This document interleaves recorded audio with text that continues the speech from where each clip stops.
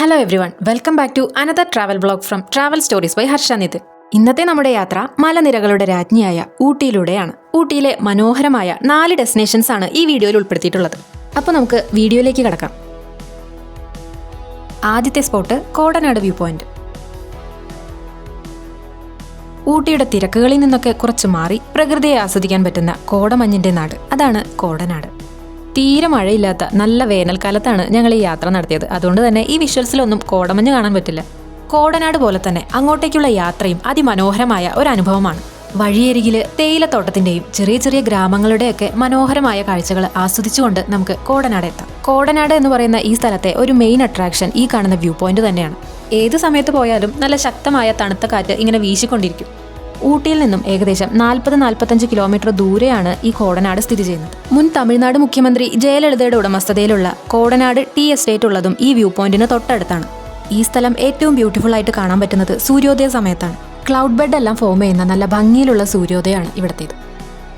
അടുത്ത സ്പോട്ടാണ് Karnataka gardens. Karnataka Siri horticulture ഗാർഡനാണ് കർണാടക ഗാർഡൻസ് എന്നറിയപ്പെടുന്നത്. 38 ഏക്കറിൽ പരന്നു കിടക്കുന്ന ഈ ഗാർഡൻ മൈസൂർ രാജാവിന്റെ പണ്ടത്തെ വേനൽക്കാല വസതി സ്ഥിതി ചെയ്തിരുന്ന ഫേൺ ഹിൽസിലാണ് നിർമ്മിച്ചിട്ടുള്ളത്. പിന്നെ ഇവിടെ ഇഷ്ടംപോലെ വെഹിക്കിൾ പാർക്കിംഗ് ഏരിയ ഉണ്ട്. അതുകൊണ്ട് തന്നെ ഗവൺമെന്റ് ബൊട്ടാണിക്കൽ ഗാർഡന്റെ ഒരു പ്രധാന പ്രശ്നമായിട്ടുള്ള വെഹിക്കിൾ പാർക്കിംഗ് എന്ന പ്രോബ്ലം ഇവിടെ ഇല്ല.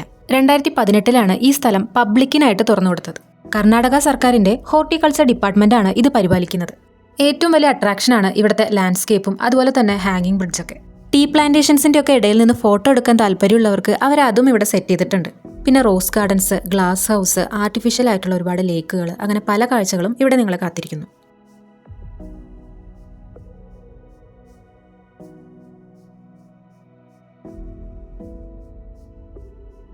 പിന്നെ ഇവിടുത്തെ ടീ പ്ലാന്റേഷൻസിന്റെ ഇടയിൽ നിന്ന് ഇതുപോലെ കോസ്റ്റ്യൂംസ് ഒക്കെ ഇട്ട് ഫോട്ടോസ് എടുത്ത് അത് പ്രിന്റ് ചെയ്ത് കിട്ടുന്ന പരിപാടിയുണ്ട്.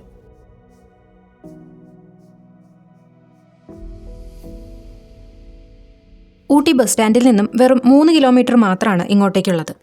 ഊട്ടിയിലെ ലേക്കിനടുത്തായിട്ട് തന്നെയാണ് ഈ ലൊക്കേഷൻ വരുന്നത്.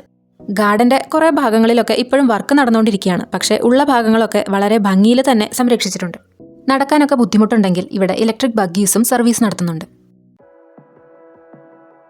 അടുത്ത സ്പോട്ടാണ് ഊട്ടിയിലെ പൈൻ ഫോറസ്റ്റ്. ഊട്ടിയിലെ ഒരു പ്രധാന വിനോദസഞ്ചാര കേന്ദ്രം. നല്ല കുത്തനെയുള്ള ചെരുവിലായാണ് പൈൻ മരങ്ങൾ നിരനിരയായിട്ട് നിൽക്കുന്നത്. പൈൻ ഫോറസ്റ്റിലൂടെ നടന്ന് അവസാനം നമ്മളൊരു ലേക്കിനടുത്താണ് എത്തി നിൽക്കുക. പൈൻ ഫോറസ്റ്റിനോട് ചേർന്നുള്ള ഈ ലേക്കിന്റെ വ്യൂ തന്നെയാണ് ഊട്ടി പൈൻ ഫോറസ്റ്റിന്റെ ഒരു യൂണീക്നെസ്. നല്ല തിരക്ക് വരുന്ന സ്ഥലമായതുകൊണ്ട് തന്നെ രാവിലെ നേരത്തെയുള്ള സമയങ്ങളാണ് ഇവിടെ സന്ദർശിക്കാൻ ഏറ്റവും നല്ലത്. അടുത്ത സ്ഥലം ഷൂട്ടിംഗ് പോയിന്റ്. പച്ച നിറത്തിലുള്ള പുൽമേടുകൾ പ്രതീക്ഷിച്ചിട്ടാണ് ഞങ്ങൾ ഇങ്ങോട്ടേക്ക് പോയത് എന്നുണ്ടെങ്കിലും ഈ കാഴ്ചയാണ് ഞങ്ങൾക്ക് അവിടെ നിന്ന് കിട്ടിയത്. പുല്ലെല്ലാം കരിഞ്ഞു നിൽക്കുകയായിരുന്നു. ഊട്ടിയിലെ ഷൂട്ടിംഗ് പോയിന്റ് വെൻലോക്ക് ഡൗൺസ് എന്നും അറിയപ്പെടുന്നു. ഒരു കാലത്ത് ബ്രിട്ടീഷുകാരുടെ വേട്ടയാടൽ കേന്ദ്രമായിരുന്നു ഇത്. നിരവധി സിനിമാ രംഗങ്ങൾ ചിത്രീകരിച്ച സ്ഥലമായതുകൊണ്ട് നാട്ടുകാരാണ് ഇവിടെ ഷൂട്ടിംഗ് പോയിന്റ് എന്ന് പേരിട്ടത്. ഊട്ടി ടൗണിൽ നിന്ന് ഏകദേശം 15 കിലോമീറ്റർ അകലെയായിട്ടാണ് ഈ ലൊക്കേഷൻ വരുന്നത്. ഈ പുല്ലുകളെല്ലാം കരിഞ്ഞു നിൽക്കുന്നതിന് ഒരു കാരണമുണ്ട് കേട്ടോ.